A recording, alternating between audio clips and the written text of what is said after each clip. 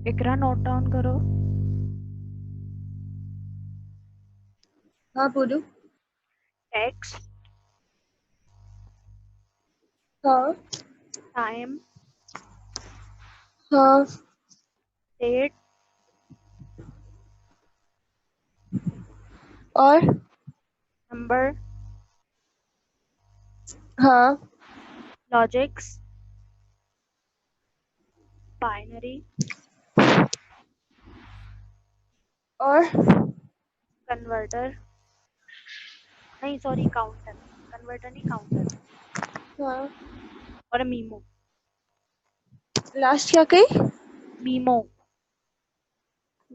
सही है। मीमो में सर ने कहा कमेंट होते हैं, है ना? हाँ, मीमो में सर ने कमेंट करे ना? मीमो में कमेंट होता है, मतलब कोई नोट, एडिशनल नोट या एडिशनल कमेंट आपको करना हो ना तो उसका मीमो। ठीक है। इसके बाद देखिए हमने फील्ड्स डिसाइड कर लिए। सबसे पहले फील्ड्स डिसाइड करने के बाद हम जो है डेटा उसके अंदर एंटर करना शुरू करते हैं। ठीक है, ये ध्यान में रखिएगा कि जो फील्ड्स हमने डिसाइड की होती है, डेटा किस तरीके से एंटर होगा, ठीक है, वो एक स्पेसिफिक फॉर्मेट होता है। अगर फॉर्मेट के अलावा आप डेटा एंटर करेंगे उसके अंदर तो वो एरर दे देगा। ठीक है, फिर इस पे हमने ये भी डिस्कस किया था पहले कि फॉर्म्स वगैरह अक्सर हम बना देते हैं, बहुत सारा डेटा जो है वो फॉर्म्स की शक्ल में भी एंटर हो सकता है। ठीक है, तो अक्सर ये होता है कि हम एक जगह डेटा एंटर करते हैं, नेक्स्ट फील्ड में जाते हैं तो वन बाय वन सब में डेटा एंटर करते रहते हैं, तो वहां से हम आसानी से अपना काम पूरा कर सकते हैं या रिकॉर्ड्स को कंप्लीट कर सकते हैं। ठीक है, डेटा एंटर करने के बाद फिर हम उसका व्यू डिसाइड करते हैं। व्यू मतलब कि किस तरीके से डेटा आपको नजर आएगा। ठीक है, आपने डेटा एंटर कर दिया, टेबल बना दिया, किस तरीके से आपको दिखेगा वो, क्या व्यू होगा। ठीक है, तो पूरा डेटा आप एक साथ, जाहिर सी बात है, टेबल में देख नहीं सकते क्योंकि बहुत सारी एंट्रीज होती है। फिर जो है वो नॉर्मली ये होता है कि डेटा शीट व्यू आप सिलेक्ट करते हैं। ठीक है, डेटा शीट व्यू में क्या होता है कि आप जो है वो रिकॉर्ड्स को देख सकते हैं कि जो आप चाह रहे हैं। ठीक है, मतलब जो आप रिक्वेस्ट करते हैं या जो आप सिलेक्ट करते हैं उनको आप देख सकते हैं। ठीक है, वही रिकॉर्ड्स आपको नजर आ रहे होते हैं। इसके अंदर जो है आपके पास फिल्टर का ऑप्शन भी होता है। ठीक है, फिल्टर आप देखिए जैसे एक्सेल में आपको नजर आता है। फिल्टर्स क्या होते हैं बेसिकली? फिल्टर्स नॉर्मली होते हैं कि आप फिल्टर लगाकर जो डेटा आपने या जो रिकॉर्ड का हिस्सा निकालना होता है वो फिल्टर में से आप सिलेक्ट कर लेते हैं।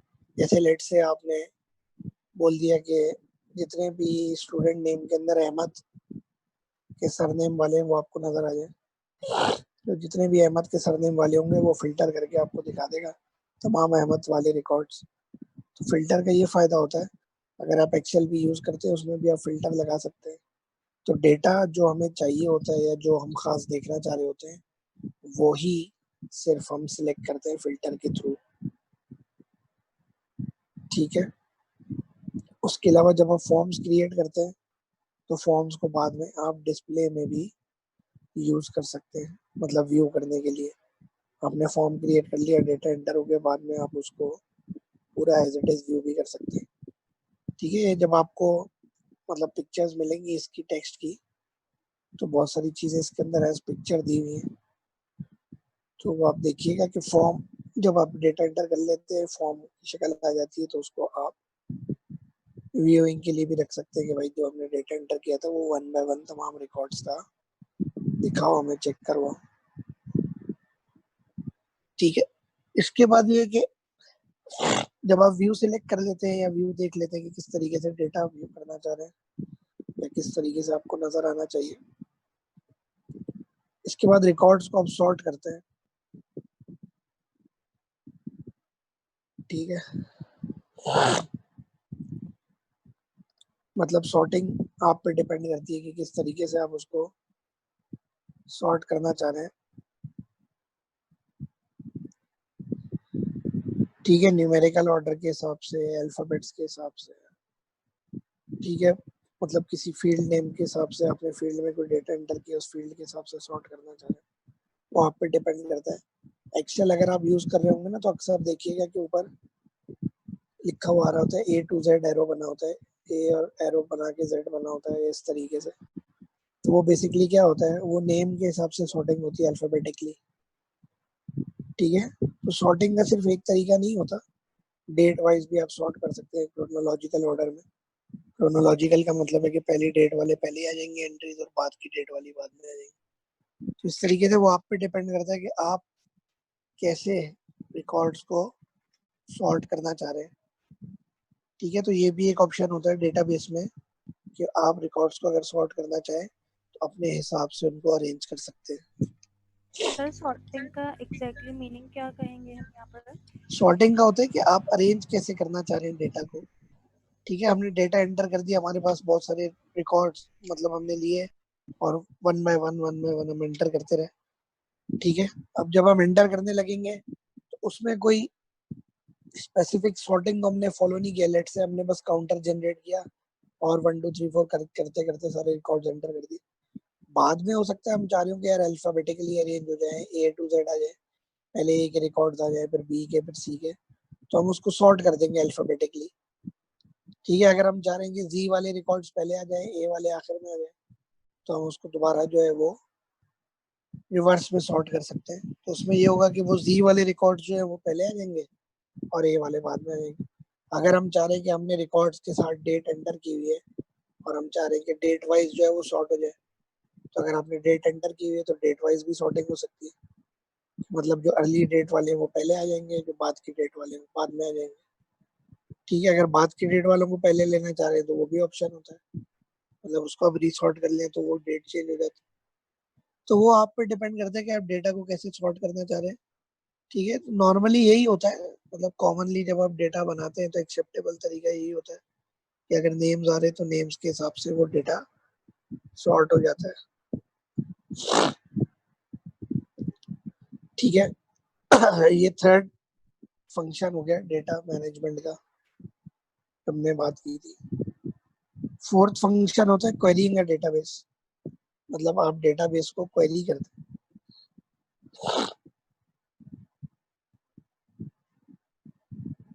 ठीक है, अब डेटाबेस क्वेरी में क्या आता है, डेटाबेस क्वेरी के अंदर जो है वो आप बेसिकली एंट्री इस तरीके से कर रहे होते हैं कि आप क्वेश्चन कर रहे होते हैं कि भाई ये डेटा हमें इसमें से मिल जाए। ठीक है, मतलब आपने लेट से किसी सिटी के अंदर डिटेल लेनी है कि कौन से कस्टमर्स किसी सिटी में और किस डेट को ऑर्डर किया, तो आप एक पूरी क्वेरी बना सकते हैं। क्वेरी मतलब एक पूरा डेटा का समझ ले क्वेश्चन सा बना सकते हैं कि भाई हमें वो कस्टमर्स दिखाओ जो फला सिटी के अंदर है और उन्होंने क्या क्या ऑर्डर किया था किस डेट। ठीक है, तो जब आप क्वेरी को रन करेंगे या क्वेरी को एग्जीक्यूट करेंगे तो एक किस्म का समझ लिए क्वेश्चन होता है क्वेरी। तो वो जब हम एग्जीक्यूट करेंगे तो वो डेटा आपको जो आपने मांगा है या जो आपने क्वेरी में लिखा है वो डेटा ये आपको दिखा देगा। ठीक है, ये चीज कहलाती है query.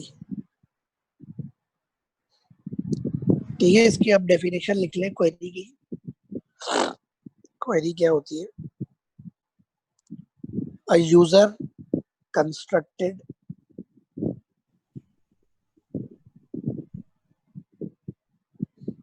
a user constructed statement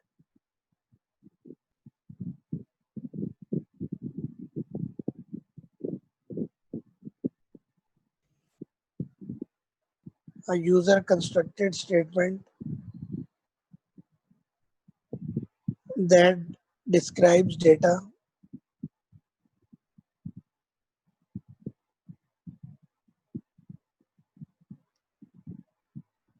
that describes data and sets criteria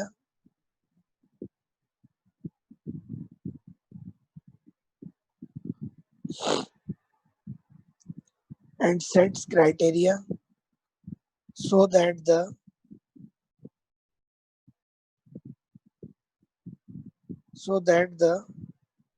DBMS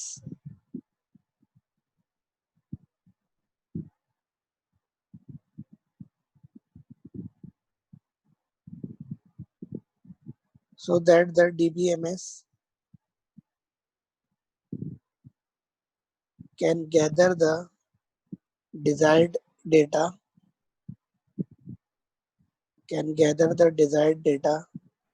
and construct specific information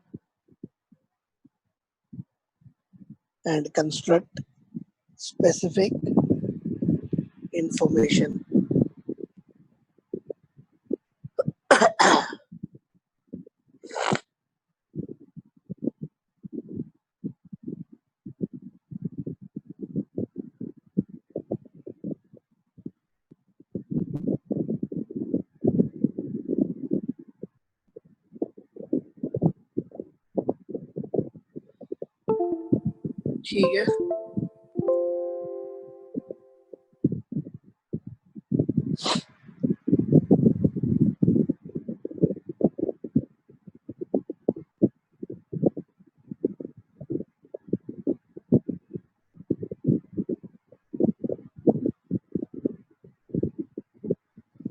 इसी के साथ एक और डेफिनेशन लिखें,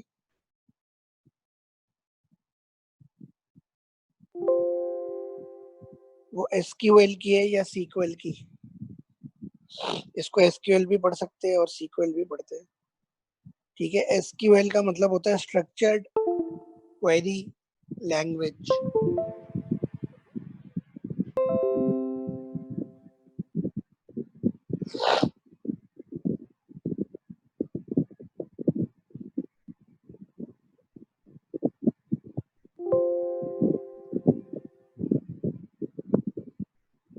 ठीक है, स्ट्रक्चर्ड क्वेरी लैंग्वेज।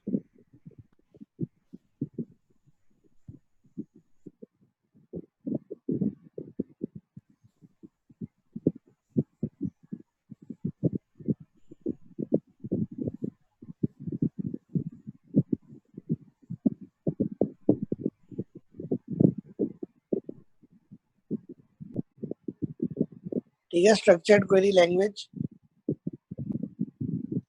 इसमें लिखे SQL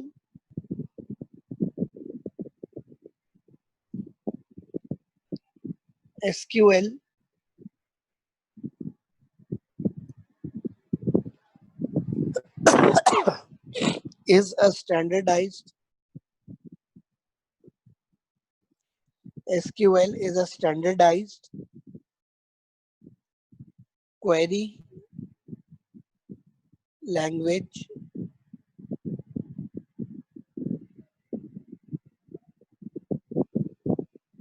SQL is a standardized query language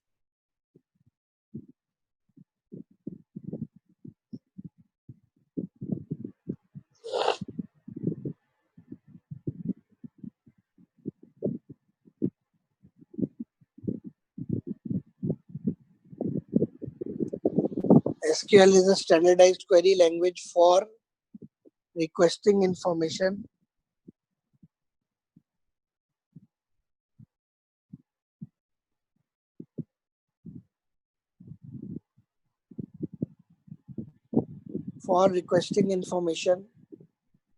from a database.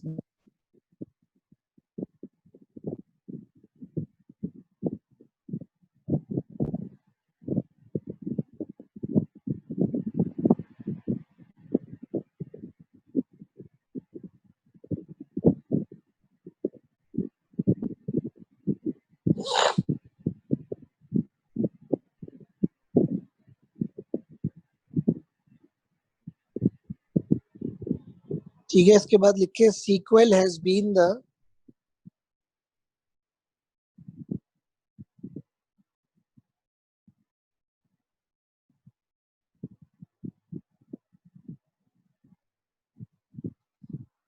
SQL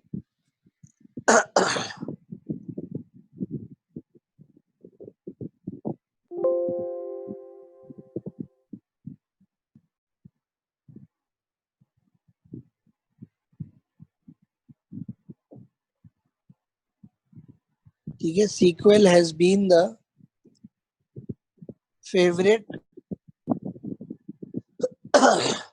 has been the favorite query language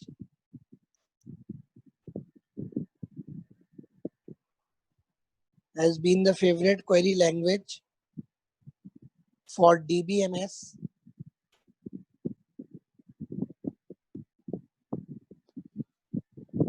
for DBMS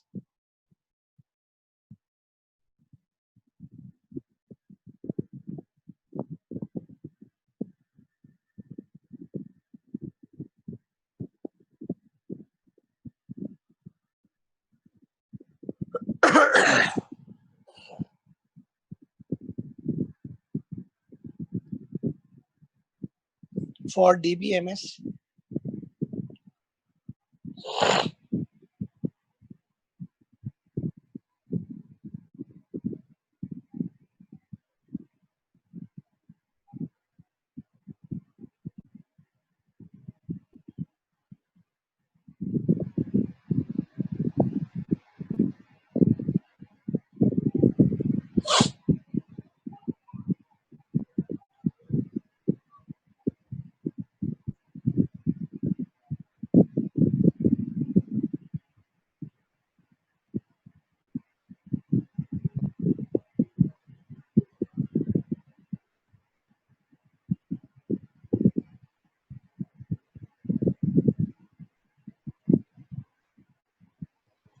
ठीक है, it is a relational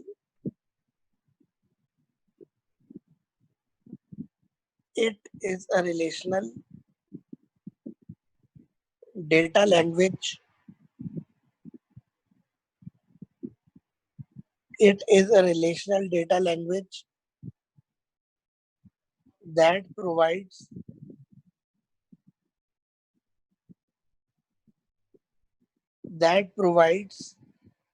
a consistent that provides a consistent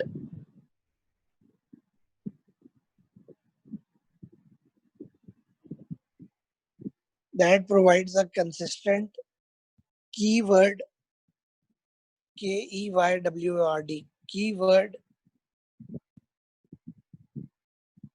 keyword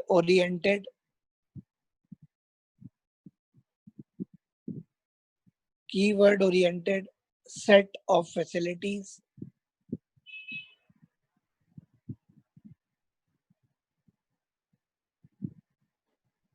set of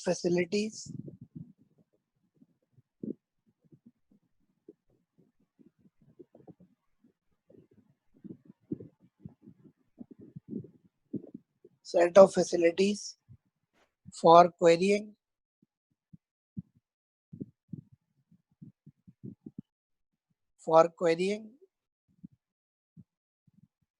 data manipulation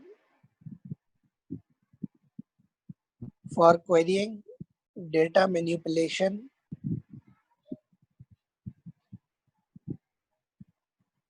and data control.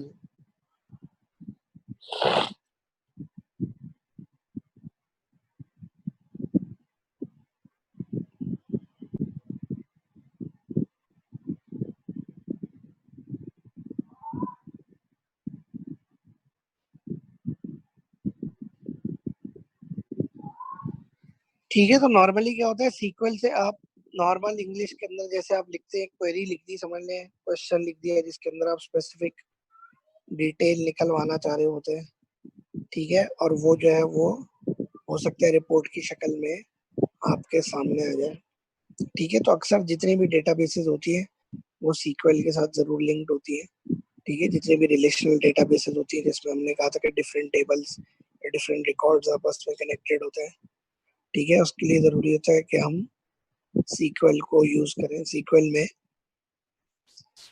जो specific data की field हमने बनानी होती है, खास data कुछ अलग करना होता है, देखना होता है, तो वो हम आसानी से सीक्वल के थ्रू कर सकते हैं, ठीक है। जैसे हमने बात की कि क्वेरी एक किस्म का क्वेश्चन है, वो नॉर्मल इंग्लिश में हम बता देते हैं। जैसे लेट से हम बोलेंगे भाई हमें वो एम्प्लॉयज के नाम दिखाओ, ठीक है, जो 2000 2015 के बाद हायर हुए हैं, ठीक है। तो ये नॉर्मल इंग्लिश में आप इसकी क्वेरी बना सकते हैं कि भाई अब उनका फर्स्ट नेम लास्ट नेम दिखाओ जो 2015 के बाद हायर हुए हैं, और उसकी हम जब रिपोर्ट जनरेट करेंगे, ठीक है, बाद में ये क्वेरी करने के बाद सीक्वल की, तो वहां से हमारे पास वो रिकॉर्ड डेटा आ जाएगा जो हमें चाहिए। तो सीक्वल का ये फायदा होता है कि हम क्वेरी करके क्वेश्चन करके अपनी मर्जी के रिकॉर्ड या अपनी मर्जी की डिटेल निकाल के रिपोर्ट की शक्ल में उसको देख सकते हैं, ठीक है। इसके अलावा भी सीक्वल के अलावा भी और तरीके होते हैं, एक्स बेस भी होता है एक, ठीक है। बहुत सारी डेटाबेसेस के अंदर एक्स बेस यूज हो रही होती है, समझ लें। और भी इसके अलावा भी एक मेरे ख्याल से होती है, क्या नाम है उसका, एग्जैक्टली याद नहीं आ रहा, क्यूबी करके होता है, ठीक है। पर कॉमनली प्रेफर्ड जो है सबसे ज्यादा फीचर्स या सबसे ज्यादा कॉमनली प्रेफर्ड जो होती है वो आपकी यही होती है, सीक्वल, ठीक है।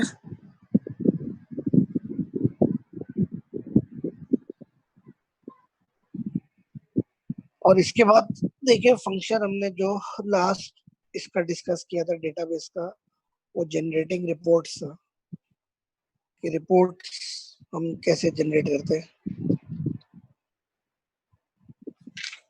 ठीक है। अब रिपोर्ट होती क्या है, रिपोर्ट की डेफिनेशन लिखिए कि रिपोर्ट क्या होती है,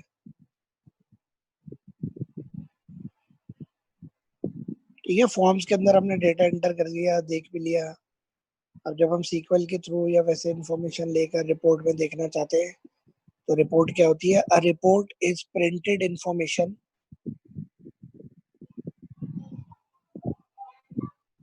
a report is printed information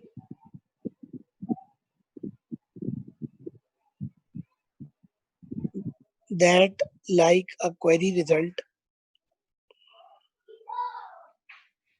that like a query result is assembled,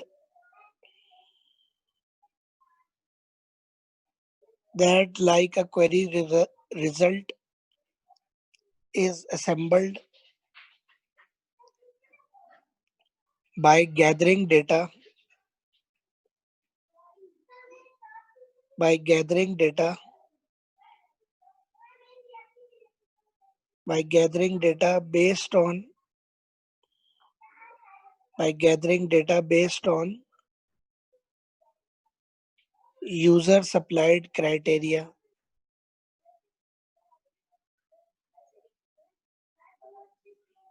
by gathering data based on user supplied criteria,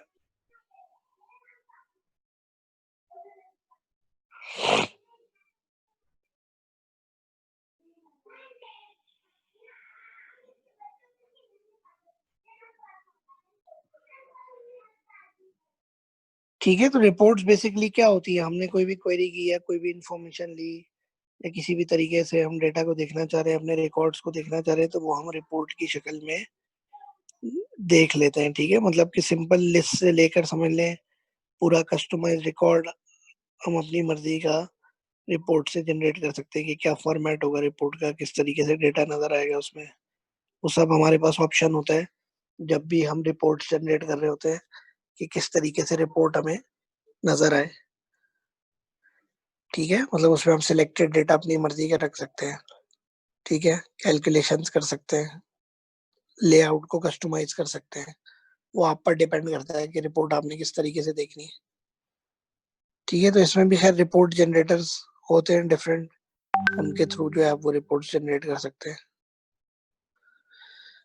ठीक है। तो डेटा आपको देखना होता है, तो इस वजह से हम कहते हैं कि हम वो किसी ना किसी रिपोर्ट के फॉर्म में देख लें, और जो फॉर्मेट हमने डिसाइड करना होता है उसके हिसाब से हम रिपोर्ट को कस्टमाइज कर लेते हैं या सेट कर लेते हैं कि भाई इस तरीके से हमें रिपोर्ट जो है वो नजर आनी चाहिए। क्योंकि जितनी भी क्वेरीज होती हैं, जितने भी क्वेश्चन होंगे, उन सब का एंड रिजल्ट तो रिपोर्ट ही होगी, हमें रिपोर्ट ही चाहिए होगी। इस वजह से फिर जो है हम उसको रिपोर्ट के फॉर्म में देख लेते हैं,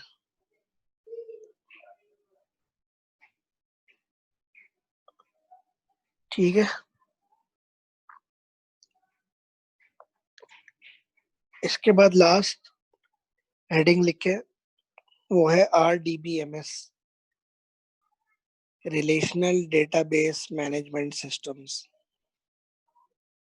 RDBMS, relational database management systems.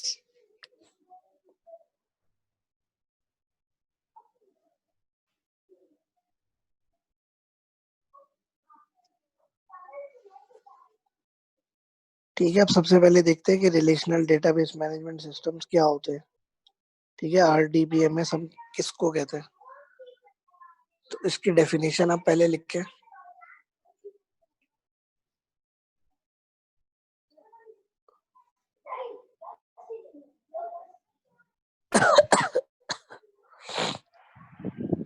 RDBMS की डेफिनेशन लिख के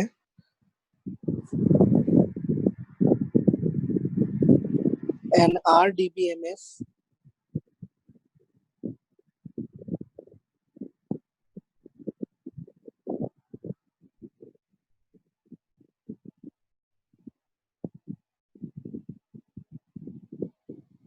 an RDBMS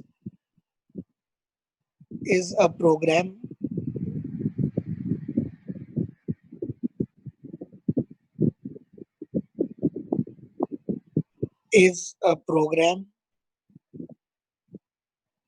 used for creating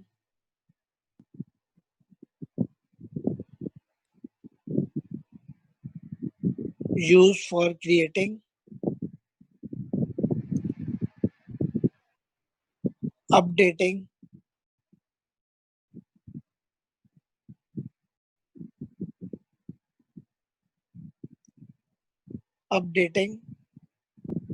and administering